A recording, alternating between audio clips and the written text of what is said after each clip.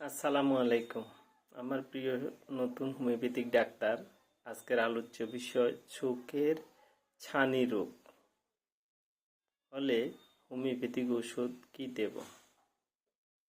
ছানি কেন পড়ে? চোখের প্রোটিন এবং পানির সম্মিলিতভাবে চোখের কর্নিয়ার উপরে যে আস্তরণ পড়ে সেটাই ছানি। প্রাথমিক ব্যবস্থা হোমিওপ্যাথি ওষুধ খেলে এটা সেরে যায়।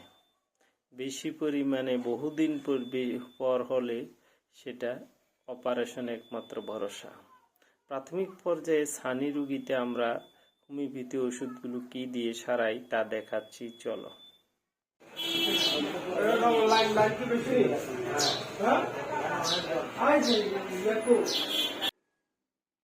প্রিয় নতুন হোমিওপ্যাথিক ডাক্তার, দেখো 236 পৃষ্ঠা ক্যান্ট রেপার্টরি 6th এডিশনে আই অধ্যায় মেইন রুব্রিক হলো ক্যাটারাক্ট, ছানি রোগ।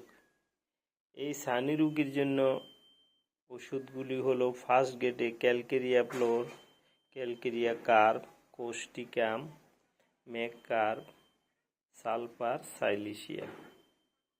সেকেন্ড গ্রেডের ওষুধগুলো দেখো ammon carb, ammon mur, apis, baryta carb, calcarea phos, cannabis sativa, carbo animalis, chelidonium, colchicum, conium, euphrasia, euphorbium, kali carb, lycopodium, pulsatilla, sepia, phosphorus, secale cor, zincum, metallicum, nitric acid.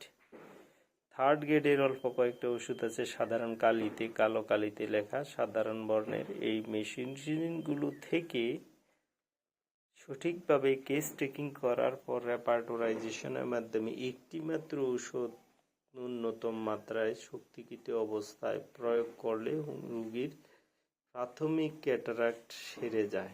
ধন্যবাদ।